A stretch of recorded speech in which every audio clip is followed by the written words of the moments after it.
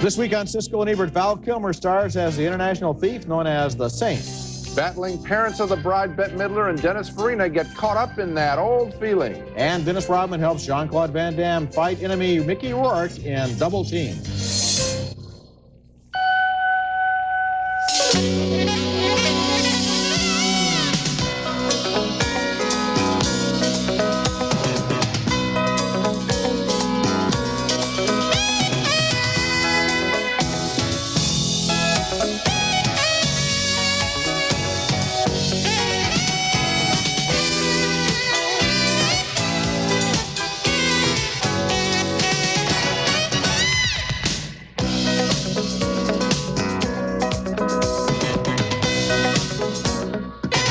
Who did you write it for?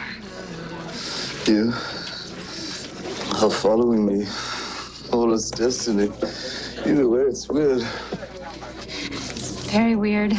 Val Kilmer in disguise there is Simon Templar, the gentleman crook called the Saint. And Elizabeth Shue, she's really smart. She's found out the secret of cold fusion, an alternative energy source in the Saint. One of 5 new movies we'll review this week on Siskel and Ebert. I'm Gene Siskel of the Chicago Tribune. And I'm Roger Ebert of the Chicago Sun-Times. The Saint is a movie in the tradition of James Bond. That's pretty good, that Elizabeth Shue. She's smart, isn't she? Yeah. But this movie does not have the same level of quality control. It's a spy thriller with a lone wolf hero, a sexy girl, international locations, and a villain with a master plan. But it's also a romance and a comedy, and it's not real good at any of those things. Val Kilmer stars as the Saint, and in this scene he's in disguise again as he deals with a Russian kingpin and his son who want him to steal the secret of cold fusion. Who runs this thief? CIA? MI6? Libya? He's not a race car. Nobody runs him. He's an independent contractor. Good. Then no one will mind if I kill him. The movie makes good use of Russian locations, including Red Square, in its story about a former communist boss who hopes to seize power by controlling the sources of energy. Friends, countrymen, Russians!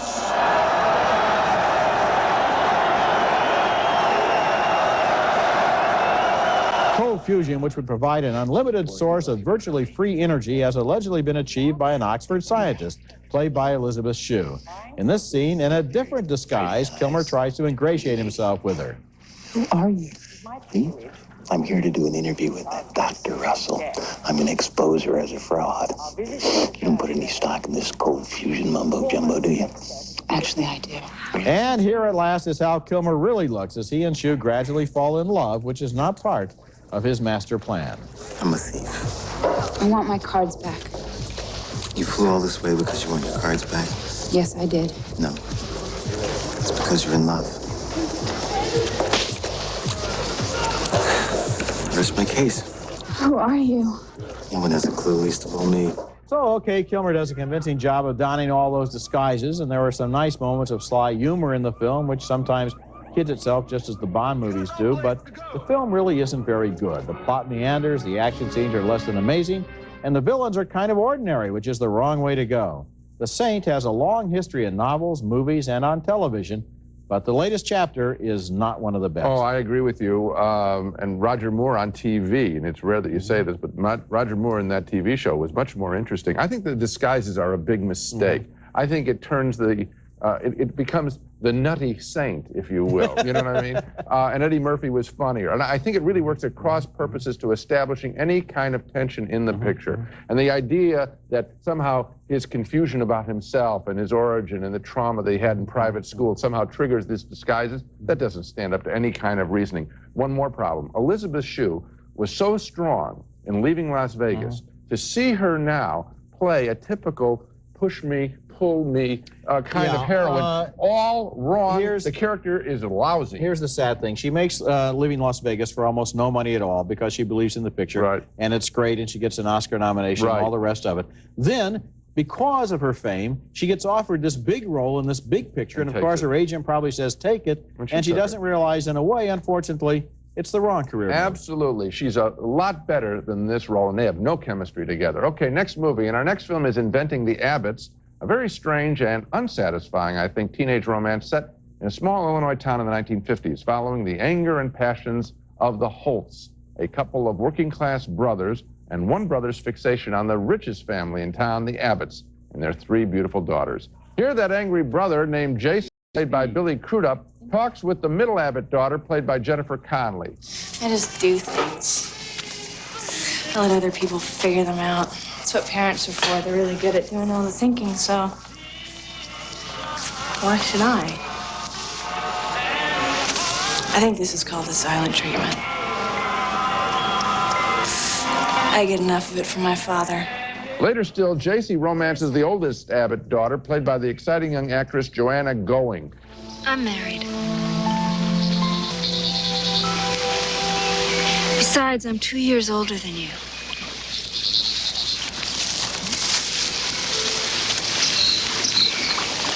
Good. Then if the cops come, we can just tell them you bought the beer. As for the other brother, the younger one, named Doug, played by Joaquin Phoenix, he's drawn to the youngest Abbott daughter, played by Liv Tyler. How come you never asked me out? What for? For like a date, blockhead. Because I see you all the time. I don't mean just hanging out. Come on. Scared of me or something? Hell no. Of course, there's a showdown between the wealthy Mr. Abbott, who married into his money, and the angry J.C. Holt. I know all there is to know about screwing your way into a wealthy family. And I'll never let you screw your way into mine. The performances are strong in Inventing the Abbotts. I like the cast, but the movie, I think, is wildly overwritten. We sit there saying, come on, this is a big soap opera. And if everybody weren't so beautiful and so angry in Inventing the Abbotts, I think its story would have a whole lot more credibility and meaning. I can't recommend the movie, only the performances. It's a very strange film. It's not only set in the 50s, but it looks like it was made in the 50s. Yeah. I mean, it has that kind of slow, lugubrious soap opera kind of intensity, and it places so much emphasis on these horrible secrets from the past and what really happened the night that the car went through the ice, and did so-and-so really have an affair? And steal the patent or something. Yeah, and then who stole the patent? That's for the sliding steel drawers. That was really exciting. And then when all of these secrets are figured out, then from Freudian methods, you can figure out what happened in the present. And come on, Yes. I mean, give us a break. Come on is the operative phrase in this movie. Okay, when we come back, Jean-Claude Van Damme and Chicago Bulls star Dennis Rodman are a double team. I hope you don't judge a person by the way they look. I hate that. Just tell me what you need. I got shit here so new, even I don't know I have it.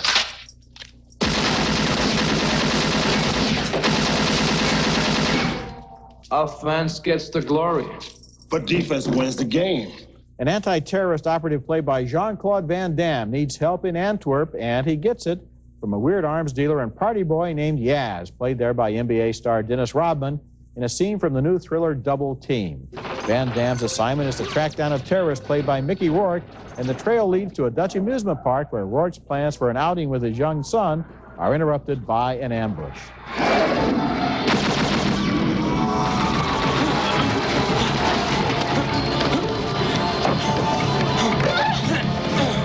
Rodman teams up with Van Damme to protect his investment, he says, and although that's a fairly flimsy plot premise for risking your life, he's soon right there in the middle of the fight against terrorism.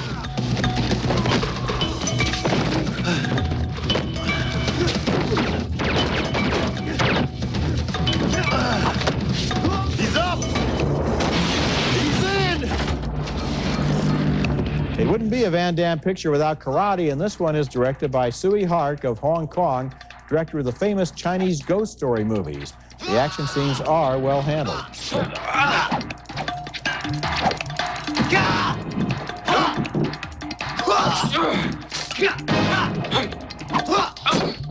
And here's the most outrageous scene in the movie as Rourke takes Van Damme's newborn son and places him in the center of the Roman Colosseum, surrounded by landmines and a prowling tiger. Lift your foot, my tall friend, and that mine will turn you into red paint.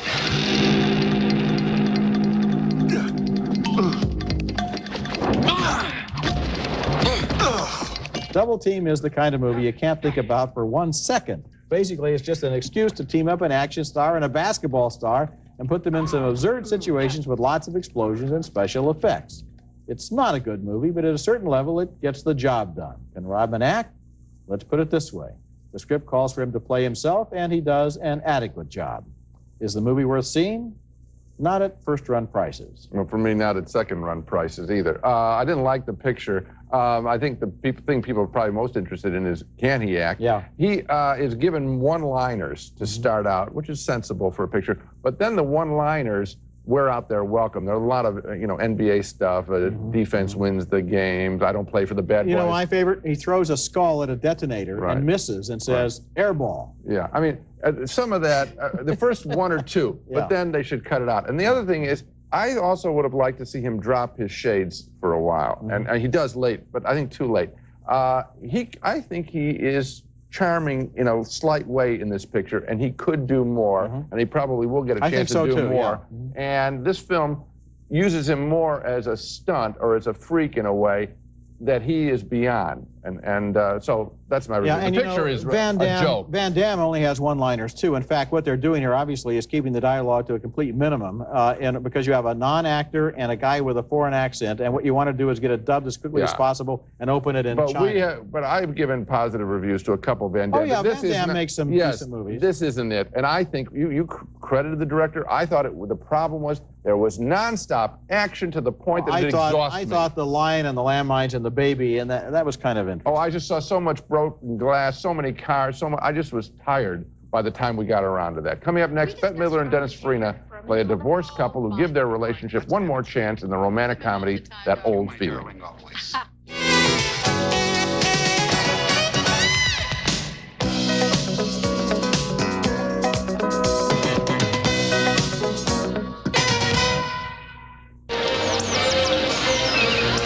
You've got more hair. I don't think so. What is it, plugs? No. A rug? No, look. Let's not do this, okay? Please. I'm just curious. Rogaine. Hair clip for men? Bette Midler seemingly hates her ex-husband Dennis Farina, but what do you know? They give it one more chance in a stupid movie called That Old Feeling that really set my teeth on edge. Director Kyle Reiner, who has fallen on as hard a time in movie making as his former comedy partner Mel Brooks, tells an absurd, overacted piece about a feuding couple that reunites even though they're both remarried since their breakup. Sutures!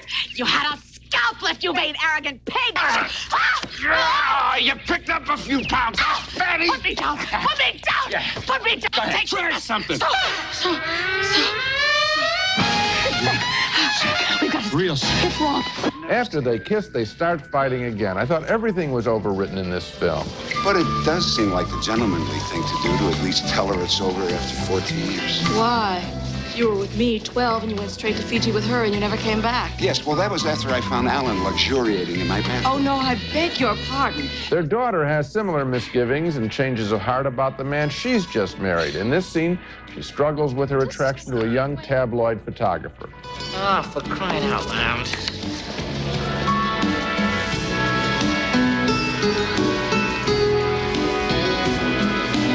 Just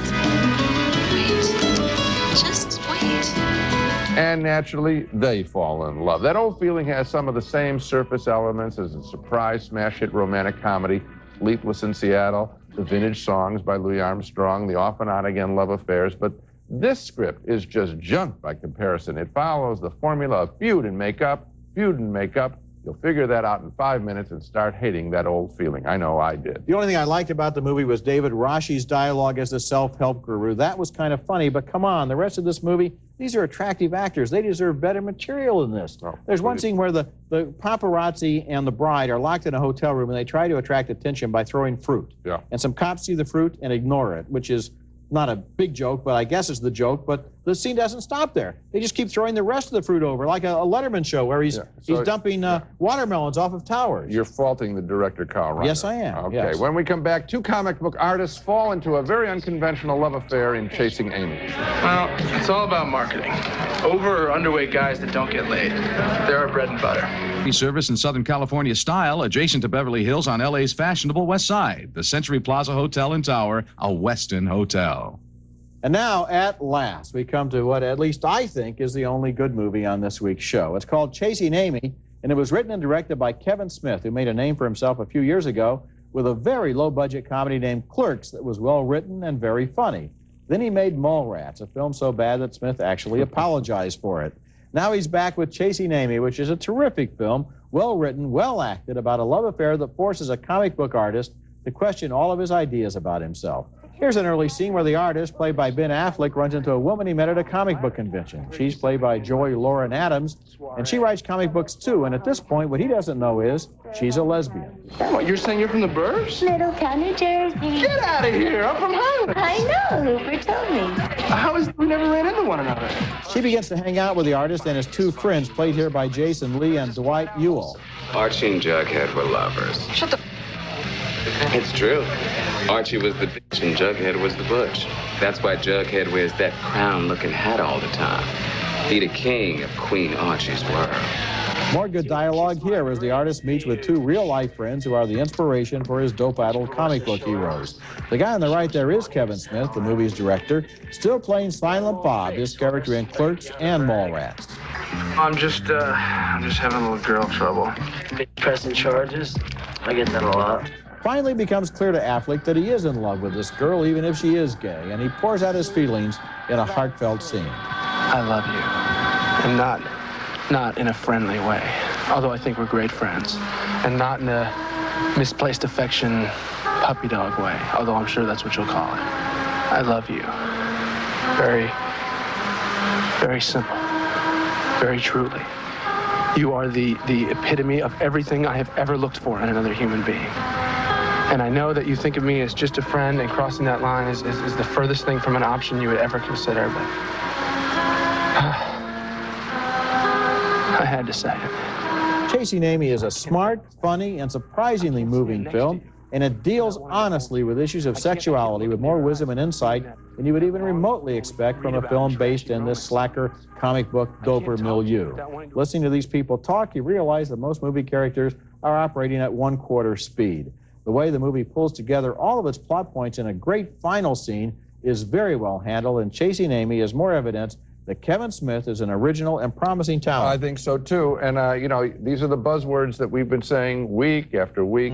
Intelligent. Sounds like people actually talking. I would ask the screenwriters out in Hollywood who's missed this time after time, does this sound like anybody you have ever heard talking? And maybe they ought to go see Chasing Amy and hear what natural speech sounds like. I can't believe they don't hear it in their real lives. They don't reflect it in their movies. Well, you take the opening scene of this movie. I don't know anything about, I don't care about comic books that much, but I found this fascinating because it was about what they really do and how they feel about it, and he's getting on the other guy's nerves. And when you hear that dialogue, you think about that old feeling, which doesn't have nothing. 6 lines in it that anyone would ever say under any circumstances. The test, I'm so glad that Fargo won, to go back, I'm so glad that Fargo, and a picture like this, won for Best Original Screenplay. These are the films, these scripts must be studied by people in Hollywood. They're on another planet.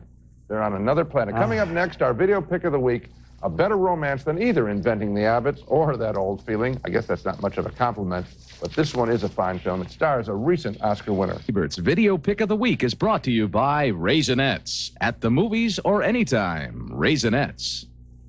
My video pick this week is The Horsemen on the Roof, a 1995 French epic romance that was said to be the most expensive film ever made in France at the time, telling the 19th century story of an Italian patriot who escapes to France away from Austrian invaders in Italy. There he is smitten by the beautiful wife of a French nobleman, played by the Oscar winner, Juliette Binoche, the nurse in The English Patient. Vous ne pouvez pas rester ici, dans cette ville. Vous êtes seule et en plus vous ouvrez votre porte à des inconnus. Vous êtes très imprudente. Vous trouvez? It's the scale and the sweep of The Horseman on the Roof that is so appealing, a real throwback to films like Dr. Zhivago, as Binoche ventures into cholera-plagued villages to find her missing husband. Olivier Martinez, as the Italian patriot, accompanies her, and they gradually begin to realize their own attraction to one another. Pourquoi êtes-vous resté avec moi?